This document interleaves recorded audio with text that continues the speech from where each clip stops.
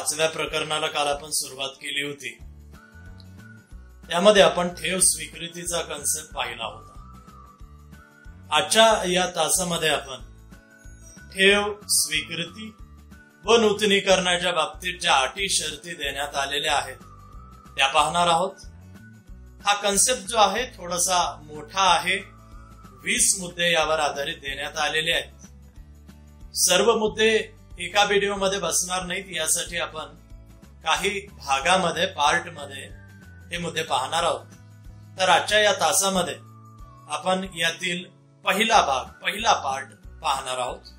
तर याच्यामध्ये काल एक चार्ट आपण शेवटी पाहिला होता, ज्यामध्ये नेमकं कोणत्या कंपन्या म्हणजे खालील कंपन्या वगळता मग कोणत्या त्या खालील कंपन्या होत्या, तर या कंपन्या होत्या की खालील तक्त्यात कोणत्या कंपन्या सभासदाकडून व जनतेकडून ठेवी स्वीकारू शकतात ते दर्शविण्यात आलेले आहे. ठीक आहे. तर यामध्ये आपण खाजगी कंपनी, सभासदाकडून ठेवी, जनतेकडून ठेवी या 2 बाबी या ठिकाणी होत्या.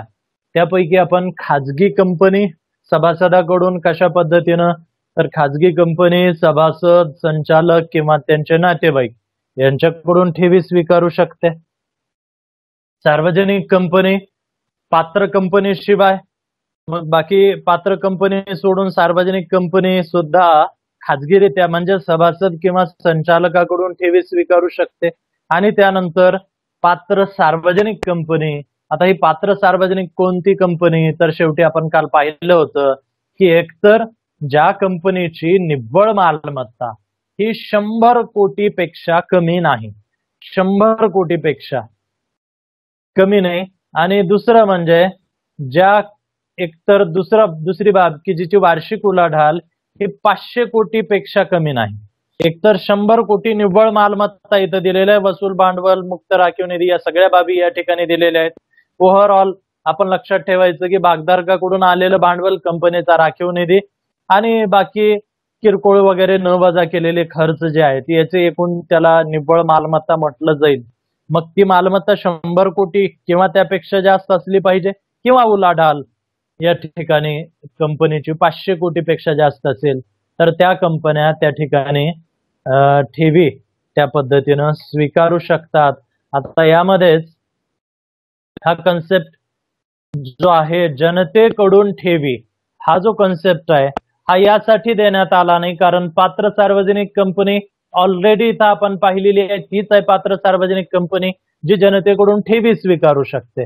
की ज्या कंपनीची निव्वळ मालमत्ता 100 कोटी आहे किंवा ज्यांची उलाढाल 500 कोटीपेक्षा जास्त आहे, मग ती सार्वजनिक कंपनी जनतेकडून सुद्धा, काल उल्लेख मी केला की खाजगी कंपनी खाजगीरित्याच भाग विकू शकते, खाजगीरित्याच कर्जरोखे विकू शकते, खाजगीरित्या ठेवी स्वीकारू शकते. पण सार्वजनिक कंपनी खाजगीरित्याही स्वीकारू शकते आणि सार्वजनिकरित्याही.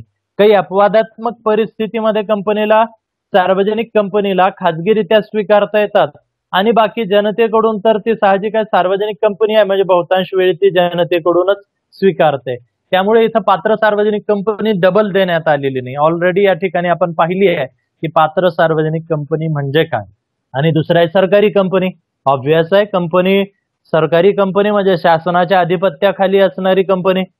51% पेक्षा जास्त भाग सरकारच्या शासनाच्या नावावर असतील ती सरकारी कंपनी.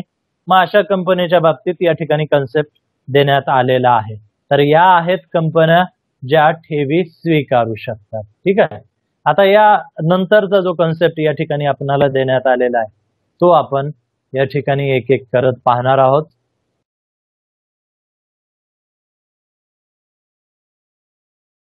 ठेवींची स्वीकृतीबाबत स्वीकृतीच्या नूतनीकरणाच्या अटी व शर्ती.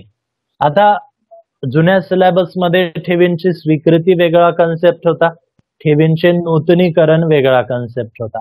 आता एकत्रित या ठिकाणी अटी व शर्ती देण्यात आलेल्या आहेत. इम्पॉर्टंट हा प्रश्न असणार आहे कारण यावर आधारित तुम्हाला या ठिकाणी तरतुदी विचारल्या जातील, प्रश्न विचारला जातील. इथे हा सोपाही प्रश्न असेल कारण येऊन जाऊन आता या ज्या तरतुदी आहेत, अटी आहेत, शर्ती आहेत यावरच आधारित आता तुमचं प्रकरण आहे. टोटल 20 अटी 20 शर्ती देण्यात आलेल्या आहेत आणि त्यानंतरचा जो या प्रकरणाचा भाग आहे सिलेबस मधून वगळलेला आहे. याचा अर्थ असा झाला हेही प्रकरण लहान आहे आणि याच्या 20 अटी 20 शर्ती आपण पाहिल्या की 5वं प्रकरण तुमचं संपलं. पण त्या 20 आहेत म्हणजे एक एक एक एक करत आपणाला त्यामध्ये 2-3 तास तरी किमान 2-3 लेक्चर तरी त्यावर आपणाला द्यावे लागणार आहेत.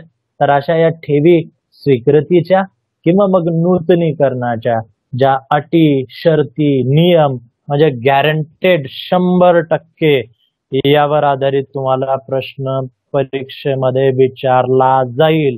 कारण सोपं परत एकदा सांगत आहे आता तुमच्या या प्रकरणामध्ये एवढाच कन्सेप्ट आहे. ऍक्च्युअल मध्ये ठेवीची स्वीकृती कोणत्या कंपन्या स्वीकारू शकतात तो शॉर्ट कन्सेप्ट आपण कालच्या तासात पाहिला. आता अटी व शर्ती एवढ्या 20 आहेत. संपलं की प्रकरण संपलं. म्हणजे तो एकमेव मुद्दा एकमेव बीट आता या प्रकरणामधला सिलेबसला असणारा आहे आणि 20 मुद्दे आहेत. त्यापैकी तुम्हाला ऑब्वियस आहे 5-7 इझिली कधीही लक्षात राहतील. 20 पैकी ते तुम्हाला सोपं जाणार आहे. त्यामुळे इम्पॉर्टंट व्हेरी इम्पॉर्टंट म्हटलं तरी चालेल या मुद्द्याला. ठीक आहे. त्यामुळे थोडस व्यवस्थित लक्ष द्या.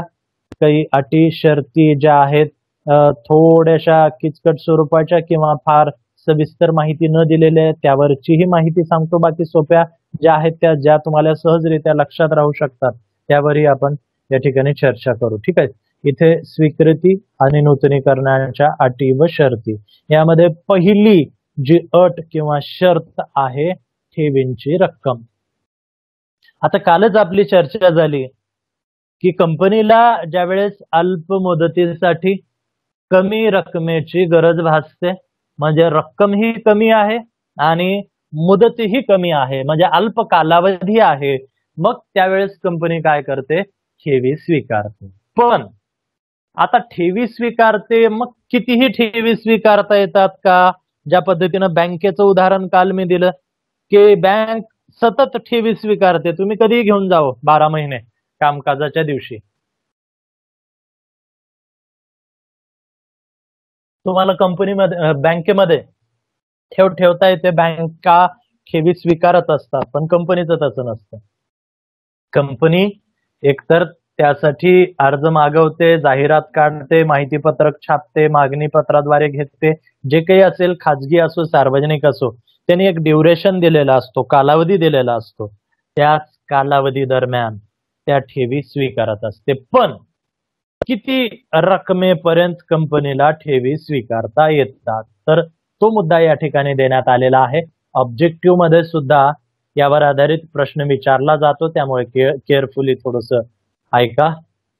यामध्ये आलेला आहे की जी खाजगी कंपनी आहे त्याची मर्यादा या ठिकाणी सांगण्यात आलेली आहे की खाजगी कंपनी आपल्या सभासदाकडून किंवा संचालकाकडून अथवा त्यांच्या नातेवाईकाकडून वसूल भाग भांडवल आणि मुक्त राखीव निधीच्या 100% ठेव रूपाने रक्कम जमा करू शकते.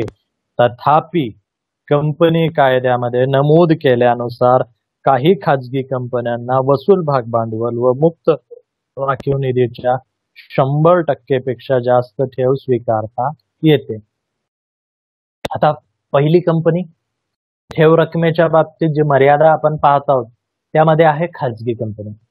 मग ही जी खाजगी कंपनी आहे खाजगी कंपनीला त्यांचं वसूल भाग भांडवल आणि मुक्त राखीव निधी साधारणतः आपण ते उलाढाल किंवा आपण निव्वळ मालकीचं भांडवल त्यावेळेसही हा मुद्दा मी सांगितला होता. बेसिकली कंपनीचं वसूल भाग भांडवल म्हणजे ऍक्च्युअल मध्ये भागधारकांनी खरेदी केलेल्या भागापैकी जी रक्कम कंपनीमध्ये भरलेली आहे त्याला म्हटलं जाईल वसूल भाग भांडवल. म्हणजे कंपनीने कितीचे भाग विकलेले आहेत ते वसूल भाग भांडवल नाही. कंपनीला किती भाग विकण्याची मर्यादा शासनाकडून देण्यात आलेली आहे ते वसूल भाग भांडवल नाही. तर ऍक्च्युअल मध्ये विकलेल्या भागावर भागधारकाकडून किती रक्कम वसूल झालेली आहे त्याला म्हटलं जाईल वसूल भाग भांडवल. तर ती रक्कम आणि कंपनीचा जो मुक्त राखीव निधी जो कंपनीने तयार केलेला आहे नफ्यातून काही रक्कम दरवर्षी त्यामध्ये ट्रान्सफर केली जाते, तर या दोघांची बेरीज केली तर जो आकडा येतो त्याच्या 100% म्हणजे ऍक्च्युअल मध्ये तेवढीच अमाऊंट ऍक्च्युअल मध्ये त्या ठिकाणी ठेवीच्या रूपामध्ये खाजगी कंपनीला जमा करता येते. काही कंपन्यांच्या बाबतीत जे कंपनी कायद्यामध्ये नमूद केलेले आहेत त्यांना मात्र ही जी मर्यादा आहे ही मर्यादा ओलांडता येते.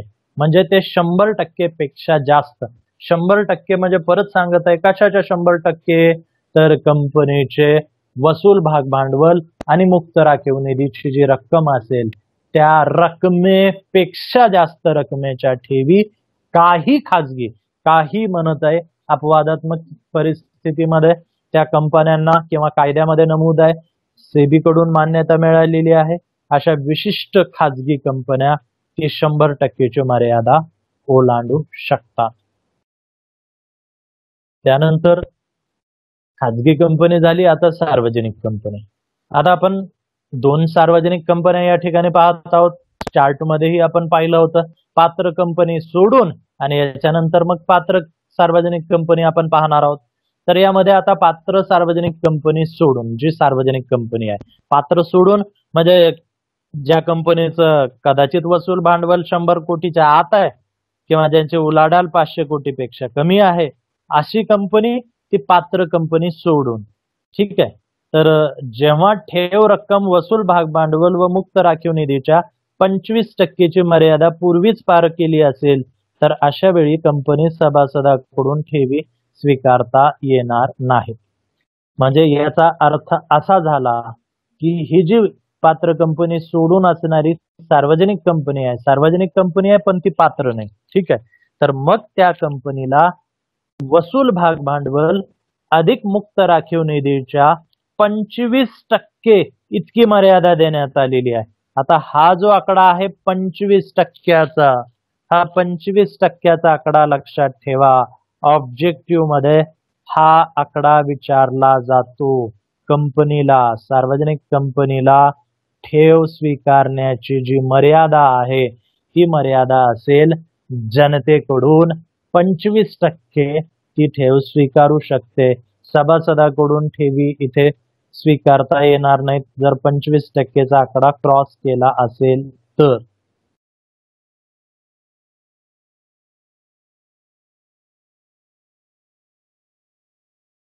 त्यानंतर पात्र सार्वजनिक कंपनीच्या बाबतीत एक कन्सेप्ट या ठिकाणी देण्यात आलेला आहे की ही जी पात्र सार्वजनिक कंपनी आहे हे दोन या ठिकाणी कन्सेप्ट आहे. एकतर ती सभासदाकडून किती ठेवी स्वीकारू शकते आणि सर्वसामान्य जनतेकडून किती ठेवी स्वीकारू शकते, या दोन कॅटेगरीमध्ये या ठिकाणी माहिती देण्यात आलेली आहे. यामध्ये जी पात्र सार्वजनिक कंपनी आहे, परत एकदा सांगत आहे, पात्र सार्वजनिक कंपनी म्हणजे ज्या कंपनीचे निव्वळ मालकीचे म्हणजे स्वतःचे भांडवल 100 कोटी किंवा त्यापेक्षा जास्त आहे किंवा ज्या कंपनीची उलाढाल 500 कोटी रुपये किंवा त्यापेक्षा जास्त आहे, मग अशी कंपनी त्याला म्हटलं जाईल पात्र सार्वजनिक कंपनी. मग ही कंपनी आपल्या सभासदाकडून कशा पद्धतीनं किंवा किती मर्यादेपर्यंत ठेवी स्वीकारू शकते, तर या ठिकाणी तो आकडा आपणाला देण्यात आलेला आहे की जर कंपनीने ठेव मर्यादा वसूल भाग भांडवल मुक्त राखीव निधी याची सरासरी 10% ओलांडली असेल तर सभासदाकडून नव्याने ठेवी स्वीकारता येणार नाही. म्हणजे याचा अर्थ असा झाला की पात्र सार्वजनिक कंपनी जी आहे तिच्या सभासदाकडून जास्तीत जास्त 10% ठेवी स्वीकारू शकते. 10% कशाच्या? परत तेच वसूल भाग भांडवल आणि मुक्त राखीव निधी याची जेवढी रक्कम असेल त्याच्या 10%. खाजगी कंपनीला आपण पाहिलं तिथं मर्यादा आहे 100% वसूल भाग भांडवल मुक्त राखीव निधीच्या. पण सार्वजनिक कंपनीच्या बाबतीत, पात्र सार्वजनिक कंपनीच्या बाबतीत आपल्या सभासदाकडून जास्तीत जास्त 10% ते या ठिकाणी ठेवी स्वीकारू शकतात. सर्वसामान्य जनतेकडून किती ठेवी स्वीकारू शकते पात्र सार्वजनिक कंपनी, या ठिकाणी देण्यात आलेला आहे की कंपनीने ठेव मर्यादा वसूल भाग भांडवल व राखीव निधी यांची सरासरी 25% इतकी ओलांडली असेल तर जनतेकडून नव्याने ठेवी स्वीकारता येणार नाही. इथे कन्सेप्ट लक्षात घ्या, फार सोपी आकडेवारी आहे. वाक्य रचना कधी कधी आपणाला वाटते की डिफिकल्ट आहे, लक्षात येत नाही, समजत नाही, पण इथं सांगण्याचा हेतू हा आहे की ही जी पात्र सार्वजनिक कंपनी असते, ही पात्र सार्वजनिक कंपनी जनतेकडून वसूल भाग भांडवल अधिक मुक्त राखीव निधी याच्या 25% इतक्या ठेवी स्वीकारू शकते. म्हणजे त्याच्या पलीकडे त्यांना ठेवी स्वीकारता येत नाही जनतेकडून. ठीक आहे, याचा अर्थ जनतेकडून 25%, सभासदाकडून 10%, असं एकूण 25 अधिक 10 बरोबर आहे 35%. पात्र सार्वजनिक कंपनी 35% इतक्या ठेवी आपल्या म्हणजे भांडवल, वसूल भांडवल आणि राखीव निधीच्या स्वीकारू शकते. पण विभाजन त्या ठिकाणी असं आहे, तो आकडा 10 अधिक 25 किंवा 25 अधिक 10 या पद्धतीनं आहे. आणि जे पात्र सोडून सार्वजनिक कंपनी आहे त्यांना तो दोन्ही मिळून 25%चा आकडा देण्यात आलेला आहे. ठेवीची रक्कम इथं सरकारी कंपनीच्या बाबतीत दिलेली आहे. म्हणजे आपण 4 कंपन्यांच्या बाबतीत या ठिकाणी माहिती पाहत आहोत. खाजगी कंपनी, सार्वजनिक कंपनी, पात्र कंपनी सोडून पात्र सार्वजनिक कंपनी, आणि आता ही चौथी आहे सरकारी कंपनी. ही सरकारी कंपनी वसूल भाग भांडवल आणि मुक्त राखीव निधीच्या 35% पेक्षा जास्त रकमेच्या ठेवी स्वीकारू शकत नाही. परत आकडेवारी सांगत आहे मी. खाजगी कंपनी 100%, पात्र सोडून सार्वजनिक कंपनी 25%, पात्र असणारी सार्वजनिक कंपनी सभासदाकडून 10% आणि जनतेकडून 25%, आणि सरकारी कंपनी सरळ 35%. म्हणजे सरकारी कंपनी इथं विभाजन केलेलं नाही आहे, सरळ त्यांना 35% अलाउड आहेत.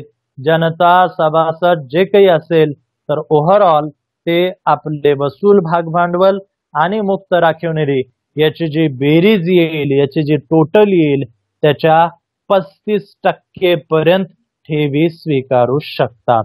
तर ही टक्केवारी किंवा आकडेवारी जी आहे ती लक्षात ठेवा. ऑब्जेक्टिव्ह मध्ये तो मुद्दा विचारला जाईल. चूक की बरोबरची कारणे देतानाही तो प्रश्न विचारला जाईल. साधारणतः याच्यावर प्रश्न विचारला जायचा, मागचे जे चूक की बरोबर कारण स्पष्ट करा. आता तुम्हाला फक्त कारण द्यायची आहेत. चूक की बरोबरचा वेगळा प्रश्न केलेला आहे आणि कारणाचा वेगळा प्रश्न केलेला आहे. फक्त कारण द्यायची आहेत. 4 मार्कासाठी तो प्रश्न असेल, मग तिथं प्रश्न विचारला जाण्याचे चान्सेस आहेत. मग साधारणतः प्रश्न असा विचारला जातो की कंपनी जे आहे कितीही रकमेपर्यंत ठेवी स्वीकारू शकते का, या पद्धतीनं प्रश्न विचारला जायचा अगोदरचा, की कंपनी अमर्यादित ठेवी स्वीकारू शकते असा प्रश्न यायचा. तोच प्रश्न थोडासा फिरून यावेळेस विचारला जाण्याची शक्यता आहे. मग तुम्हाला तिथं कारण देता येतील किंवा त्या पद्धतीनं नाही तर मर्यादा आहेत. मग त्या मर्यादा देत असताना तुम्हाला या 4ही कंपन्यांचा उल्लेख करावा लागेल आणि त्यांची टक्केवारी सुद्धा त्या ठिकाणी द्यावी लागेल. परत एकदा टक्केवारी रिपीट करत आहे. खाजगी कंपनी असेल तर वसूल भाग भांडवल आणि मुक्त राखीव निधीच्या 100%, सार्वजनिक कंपनी पात्र कंपनी सोडून ती असेल तर वसूल भाग भांडवल व मुक्त राखीव निधीच्या 25%, आणि जर पात्र सार्वजनिक कंपनी असेल तर सभासदाकडून वसूल भाग भांडवल व मुक्त राखीव निधीच्या 10% आणि जनतेकडून वसूल भाग भांडवल व मुक्त राखीव निधीच्या 25%, आणि शेवटी जर ती कंपनी सरकारी असेल तर वसूल भाग भांडवल आणि मुक्त राखीव निधीच्या 35% पर्यंत कंपनीला ठेवी स्वीकारता येतात. म्हणजे ठेवीच्या माध्यमाने एवढं कर्जाऊ भांडवल कंपनीला जमा करता येतं.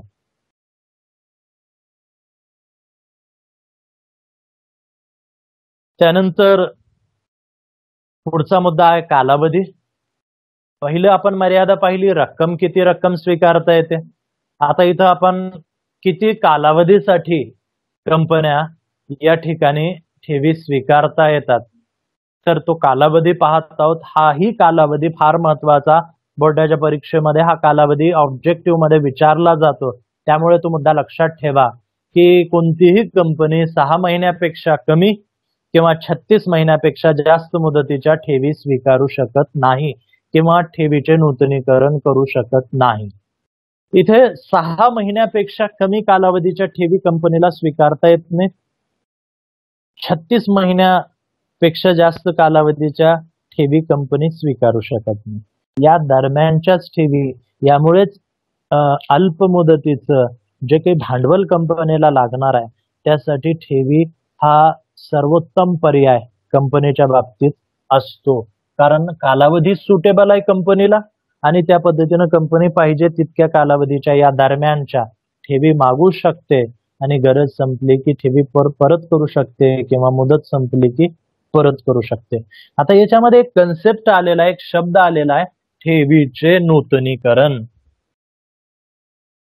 ठीक आहे, इथं शब्द दिलेला आहे बघा, खालून जे दुसरी लाईन आहे, ठेवीचे नूतनीकरण. मागच्या सिलेबस मध्ये यावर आधारित सेपरेट बीट होता, सेपरेट प्रश्न देण्यात आला होता तुम्हाला की ठेवीचे नूतनीकरण म्हणजे काय, ते कसं होतं, त्याच्या नियम, त्याच्या अटी सगळं काही दिलं होतं. यावेळेस सिलेबस मधून तो मुद्दा वगळण्यात आला. ठेवींचे नूतनीकरण हा शब्द वाचल्यानंतर कोणाला काही अंदाज येत आहे का हो, काय असेल नेमका हा कन्सेप्ट? आता रेग्युलर विद्यार्थी जे नॉर्मली उत्तर देतात ते उत्तर देऊ शकतात.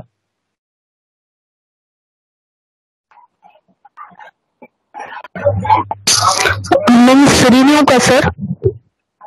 हा, बोला ना. रिन्यू आहे का? हो, रेनेवल ऑफ डिपॉझिट, रिन्यू म्हणू शकता तुम्ही. रेनेवल शब्द तिथं वापरला जातो, ऑब्विस आहे, तो त्याच्याशीच मिळता जुळता शब्द आहे. रेनेवल ऑफ डिपॉझिट म्हणजे काय असेल नेमकं, काय घडत असेल? ट्राय करू शकता, चुकू द्या, आहे मी उत्तर सांगण्यासाठी. सर म्हणजे ठेवीदाराला ठेवीची मुदत संपल्यास त्या ठेवीची रक्कम परत नव्याने बरोबर आहे, बोला.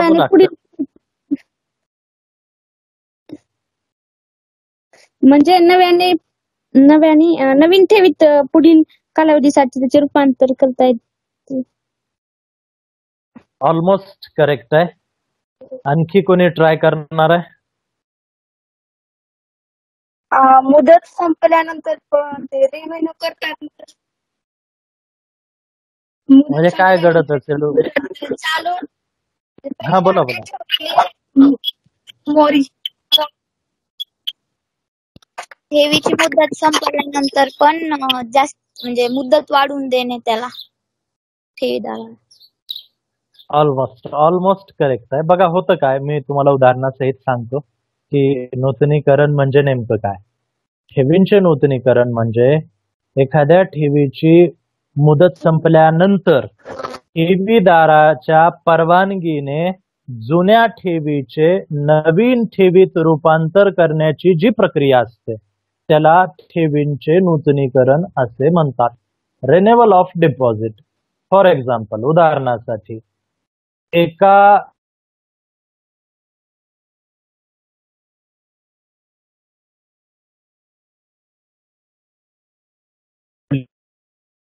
जी ठेव ठेवलेली आहे, तर कंपनी चांगली आहे, ठेवीदाराला वेळेवर व्याज त्यांनी दिलेलं आहे. आता ते 36 महिने संपत आलेले आहेत. कंपनीला असं वाटलं की आपणाला तेवढ्या मुदतीत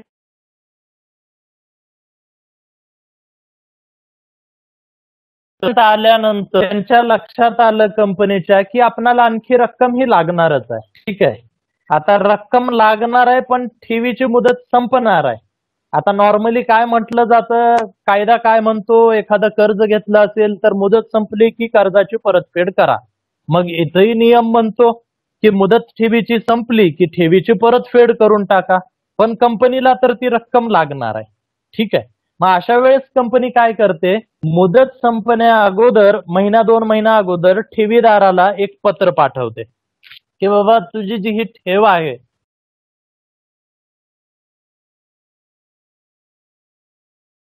संपणार असल्यामुळे जर अगोदर ठरल्याप्रमाणे तुझी इच्छा असेल तर त्या तारखेला ती ठेव परत केली जाईल इच्छा असेल, आणि जर परतफेडीच्या ऐवजी ती ठेव कंपनीमध्येच ठेवण्याची इच्छा असेल तर लागलीच दुसऱ्या दिवसापासून, म्हणजे ठेवीची मुदत संपली की दुसऱ्या दिवसापासून नवीन ठेव त्या ठिकाणी त्याची मुदत सुरू करण्यात येईल, असं त्याला ऑप्शन देण्यात येतं की बा तुला परतफेड पाहिजे की कंपनीमध्ये ती ठेव ठेवून नूतनीकरण करायचं आहे.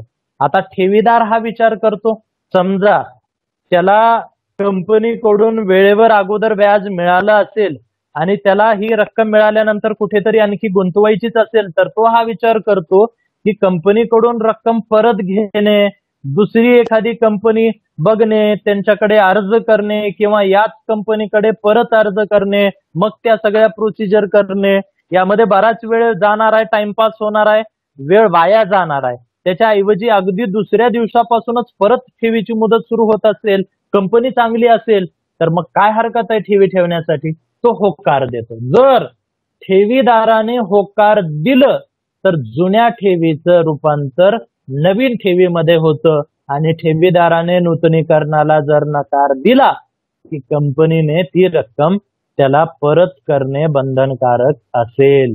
म्हणजे ठेवी जरी 6 महिने ते 36 महिन्याच्या कालावधीचे असल्या तरी जर कंपन्या चांगल्या असतील, कंपन्या वेळेवर व्याज देत असतील आणि ठेवीदार तयार असतील तर ती ठेव परत परत कंटिन्यू करता येते. परत कंटिन्यू करत असताना कमीत कमी 6 महिने, जास्तीत जास्त 36 महिने या पद्धतीनं कंटिन्युएशन मध्ये त्या ठेवी कंपनीला वापरता येतात. म्हणजे बघा इथं किती सोयीस्कर मुद्दा आहे. कंपनीसाठी सोयीस्कर आहे, ठेवीदारालाही सोयीस्कर आहे की त्याला वाटलं ठीक आहे ठेवणं योग्य असेल तर तो ठेवतो, नाही परत मागतो त्याला परत केली जाईल. यामुळेच ठेवी हा कर्जाचा लोकप्रिय मार्ग आहे. कळालं का नूतनीकरण म्हणजे काय? म्हणजे ऑलमोस्ट जी उत्तर आली होती ती करेक्ट होती, थोडस त्यालाच मी सविस्तर केलं. हो. त्यानंतर पुढचा मुद्दा,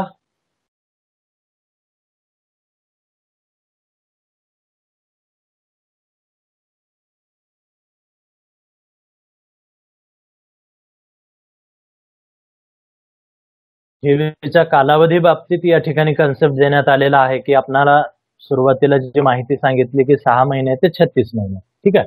परंतु विशिष्ट परिस्थितीत कंपनी तिच्या अल्पकालीन गरजा पूर्ण करण्यासाठी 6 महिन्यापेक्षा कमी कालावधीच्या ठेवी स्वीकारू शकते. परंतु अशा ठेवीची परतफेड ही ठेव स्वीकारल्यापासून 3 महिन्याच्या आत करता येणार नाही.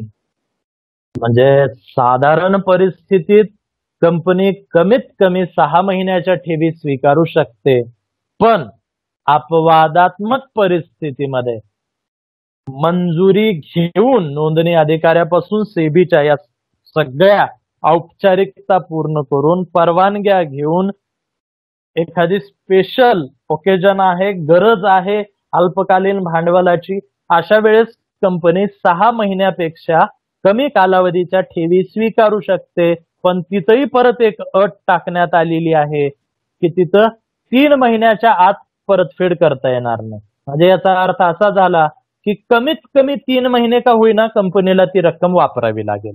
याचा अर्थ आपण असं म्हणू शकतो की अपवादात्मक परिस्थितीमध्ये कंपनी कमीत कमी 3 महिन्यासाठी ठेव स्वीकारू शकते. हा अपवादात्मक मुद्दा आहे बरं का.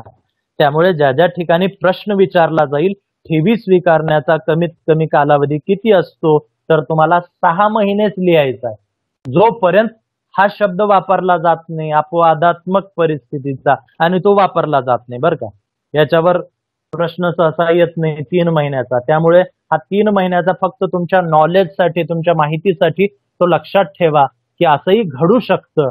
पण जिथं जिथं साधारण परिस्थिती किंवा साधारण परिस्थितीचा उल्लेख केला नाही, सरळ सरळ तुम्हाला ठेवी स्वीकारण्याचा कमीत कमी कालावधी विचारलाय तर तो कधीही 6 महिनेच असणार आहे. त्यानंतर परत यावरच आधारित आणखी थोडी माहिती या ठिकाणी देण्यात आलेली आहे की अशा ठेवीची ही जी रक्कम आहे ही वसूल भाग भांडवल आणि मुक्त राखीव निधीच्या 10% पेक्षा जास्त असणार नाही. आता हे जे स्पेशल ओकेजन आहे 6 महिन्यापेक्षा कमी कालावधीसाठी ही जी रक्कम स्वीकारली जाणार आहे, मग त्या रकमेच्या बाबतीत या ठिकाणी म्हटलेलं आहे की फार झालं तर ती 10% रक्कम असेल. आपण जी आकडेवारी आतापर्यंत पाहिलेली आहे 100%, 25%, 10 अधिक 25 आणि 35 ही आकडेवारी पाहिलेली आहे. त्याच प्रकारे इथं मुक्त राखीव निधीच्या 10% म्हणजे वसूल भागभांडवल आणि मुक्त राखीव निधीच्या 10% स्पेशल ऑकेजनला म्हणजे विशिष्ट आर्थिक परिस्थितीचा सामना करण्यासाठी कंपनीला ते स्वीकारता येतं. विशिष्ट परिस्थितीत ठेवीदाराच्या विनंतीनुसार ठेव परत केली जाते. कंपनी ठेव स्वीकारताना अटी कायम ठेवत ठेवीचे नूतनीकरण करू शकते. यास नवीन ठेवी स्वीकारणे असे समजले जाते.